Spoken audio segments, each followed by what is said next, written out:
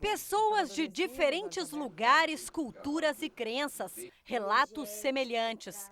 Todas afirmam que já tiveram contato com eles, os ETs. Eu estava dentro de um objeto, onde na entrada tinha uma mulher alta, de 1,90 m mais ou menos de altura, cabelo preto, longo e tal, e ela usava uma roupa muito interessante, que era uma roupa colada ao corpo, tipo um macacão, mas que no final parecia um vestido. Ela me recebeu com um sorriso, ela era muito branca, tinha os olhos oblíquos, azuis, muito bonita, me deu um sorriso. Eu acordei e olhei para a janela e eu vi um rosto de um grey, era cabeçudo, dos olhos graúdos, mas ele era bem chocolate. Eu gritei de susto, fiquei olhando para ele, ele continuou me olhando. Com muito custo ele virou calmamente e saiu andando calmamente. Esse ser tinha macacão prateado e pelo menos 2,5 metros. Quando eu vi a primeiro facho de luz, eles travaram o nosso espaço-tempo, nos levantaram da cama sem maca, sem nada, eu e minha esposa, atravessamos a parte da sala, entramos dentro da esfera e subimos para uma sala onde eu encontro dois seres greys, que são esses cabeçudos com os olhos grandes, e dois seres reptilianos. A abdução seria um processo de aproximação ou dominação? Muitos questionamentos, apenas uma certeza. Entre os que já tiveram esta experiência, nós não estamos sozinhos no universo. Marco Cabral é escritor, ufólogo e há mais de 50 anos estuda os fenômenos dos extraterrestres. Ele disse que o primeiro contato que teve com os ETs foi quando ainda era criança. Foi uma experiência de abdução. Agora, ele vai contar pra gente essa e outras histórias. Aos 6 anos de idade, nós tínhamos uma casa, minha família tinha casa em Mongaguá, uma cidadezinha do litoral de São Paulo. Numa determinada noite, eu ouvi um zumbido, um apito no ouvido. E eu, como fosse uma coisa meio robótica, meio automática, autômata, eu levantei e fui em direção à praia. Quando eu vi, mal tinha deitado, eu já estava em outro lugar. Eu estava dentro de um objeto, tinha um camarada de uns 2,30 m, 2,5 m de altura. Ele olhou para mim, sorriu, me colocou num banquinho, eu fiquei olhando, sentado ainda naquele banquinho, sei lá. E ele buscou, eu vi que tinha uma coisa na mão dele, alguma coisa que ele pegou, que brilhava muito. Quando ele se virou e chegou mais perto com aquele objeto na mão, eu vi que era uma espécie de um cristal biterminado, que eles chamam, como se fosse esse aqui. Esse aqui é parecido, né, com o que eu... Só que o outro era maior, tal. Esse aqui, obviamente, eu comprei, é um cristal que você consegue, tal. E esse cristal, ele emitia muitas luzes, de cores incríveis. Anos mais tarde, a comunicação foi em Cafubá, região oceânica de Niterói. Nós fomos acampar lá com os amigos, já na intenção de ter contato novamente, né? E apareceu num determinado minuto lá, um momento, apareceu um objeto voando. Era realmente uma nave que depois desceu na nossa frente, assim, a uns 2 km de distância. Na frente da montanha, ela parou no meio, fez como se fosse um sinal da cruz, voltou a pegar a rota dela e parou. De repente, quando eu abri os olhos, eram 6 horas da manhã. Em muitos casos, a hipnose é uma ferramenta fundamental para recordar detalhes das experiências. Locais e profissionais adequados realizam as rememorações. A história verdadeira, depois ele me contou. O próprio ser, que se chamava Mark, ou pelo menos deu esse nome pra gente, que conviveu com a gente depois durante 1 ano e meio, mais ou menos, ou mais. Eles apagaram a gente, de alguma forma que eu não sei qual. Ele tinha uma espécie de um capacete, vamos chamar assim, aberto.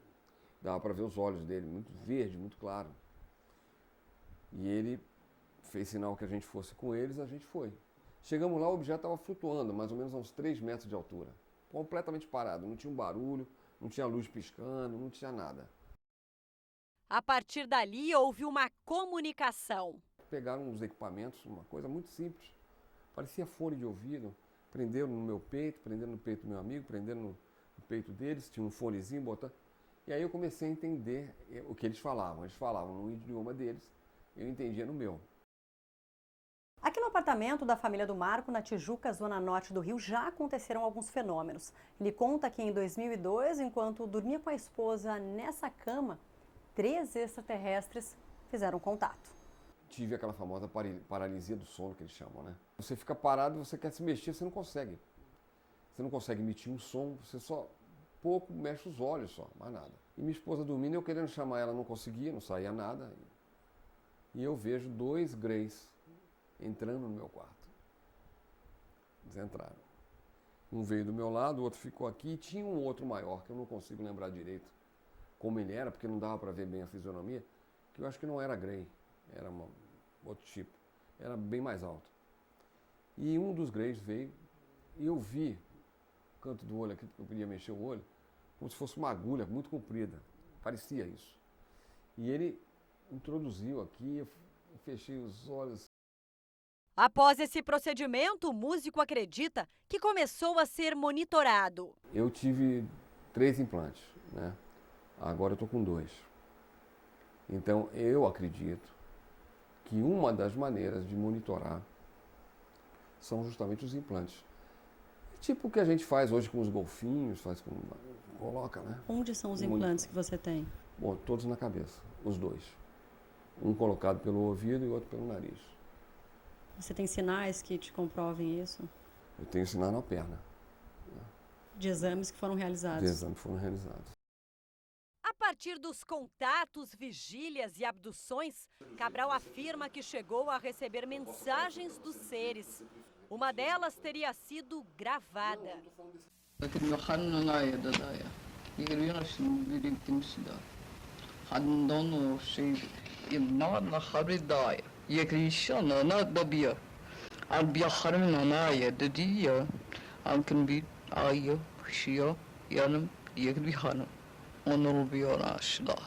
Marco, você recebeu um áudio, né, dos ETs.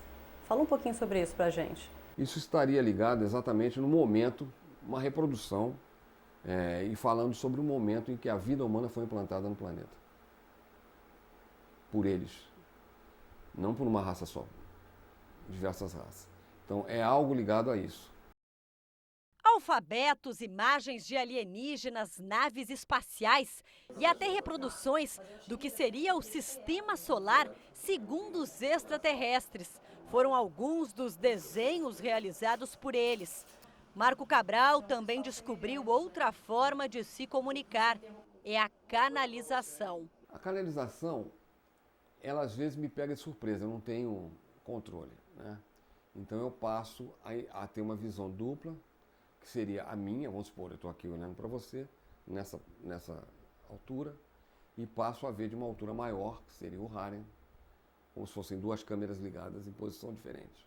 A minha voz altera completamente, o sotaque também altera um pouco, e eu passo a ver coisas que normalmente eu não vejo, e fazer coisas que normalmente não faço. A quase 50 quilômetros do centro do Rio de Janeiro, na região rural de Nova Iguaçu, mora Leandro. O youtuber conta que também já esteve com alienígenas, mais de uma vez. O primeiro contato que o Leandro Maktub teve com os extraterrestres foi durante um apagão que aconteceu em quase todo o país em 2009. Na ocasião, ele estava dormindo com a esposa na casa onde moravam, em Mesquita, na Baixada Fluminense, quando uma forte luz entrou no quarto. Que luz foi essa? Foi a luz que mudou a minha vida, mudou da água para o vinho.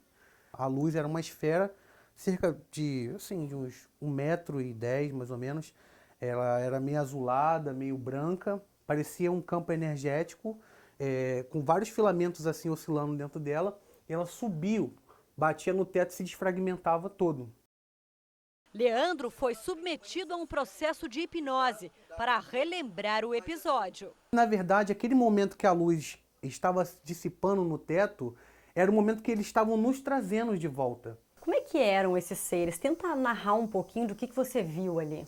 Eram seres muito frios, tá? Eles eram seres que não expressavam realmente nenhum tipo de emoção.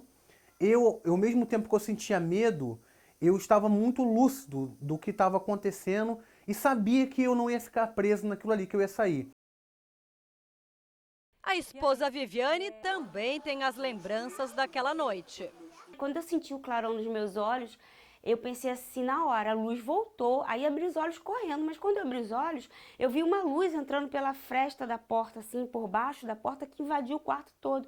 E era uma luz um branco muito diferente do que a gente está acostumado aqui. E aí eu falei na hora para ele assim, você viu? Aí ele respondeu, a luz.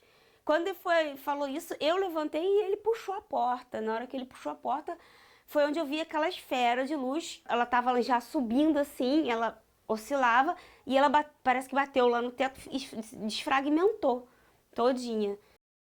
O casal se mudou e as aparições continuaram. O Leandro acredita que esse local aqui onde eu estou tem um campo magnético diferenciado, elevado. Em diversos momentos ele passou por experiências de projeções astrais sentado bem aqui. Eu fui sentindo um relaxamento, uma dilatação muito grande do meu campo energético deitado aqui. Quando eu me dei por conta, eu já estava flutuando por cima dessa cama que agora é um sofá e passei por cima desse teto e me via deitado aqui de olhos fechados e atravessava esse teto e saía por trás numa mangueira. Foi aonde eu tive o contato com o plano espiritual e eu comecei a entender na época que existia vida do outro lado. Do lado de fora da casa, onde nós estamos chegando agora, já aconteceram alguns fenômenos também. O que vocês avistaram daqui, Leandro? Na verdade, foram 3 fenômenos que ocorreram aqui, vistos. O primeiro também ocorreu em 2009, quando eu vim morar aqui nessa casa. Conforme essa esfera luminosa foi se aproximando, isso devia ser por volta de umas 5 e pouca da tarde, não tinha escurecido ainda. Essa luz foi se aproximando, essa esfera veio até a minha cabeça e simplesmente ela subiu. O segundo avistamento foi quando nós tínhamos montado o nosso telescópio aqui, na parte da manhã também, quando avistamos acima dessa casa aqui uma nave em formato de pera, uma nave prateada. E o outro contato que nós tivemos de visualização eram umas esferas luminosas que oscilavam bastante e ficaram durante 40 minutos em cima da minha casa aqui. E passava avião, e passava tudo quanto é tipo de objeto que voa, mas não era ligado ao, vou botar, a nossa tecnologia humana. Dentre tantos relatos de abduções e contatos, há entendi, também quem estude esses fenômenos. O Paulo Iannuzzi é economista, ufólogo e há mais de 20 anos fundou a Escola de Mistérios, que fica aqui na Tijuca, no Rio de Janeiro, que é esse espaço que vocês estão vendo, que é dedicado a estudos científicos e paracientíficos. Paulo, fala um pouquinho para a gente sobre a escola. O Pilares Gêmeos Escola de Mistérios é uma instituição que se destina ao conhecimento, basicamente conhecimento. Nós oferecemos não só conhecimento, como desmistificações e aprofundamentos de determinados temas, principalmente em relação à ufologia, Antigo Egito, na sua parte cultural, arqueológica, egiptológica e místico-espiritualista, magista ocultista. Paulo, no seu caso, aqui já aconteceram alguns contatos? A nível telepático. A nível telepático, tivemos presenças aqui, né, de seres de vários níveis multidimensionais, vários níveis dimensionais, melhor dizendo, mas nunca foi algo físico. Mas a presença sempre há. E sempre quem sinta, né, que perceba.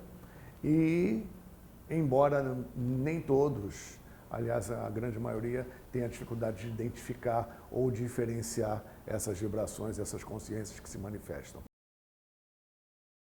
Então, na verdade, os extraterrestres já estavam fazendo contato há muito tempo, né? Os extraterrestres não são muito poucos os que chegam aqui.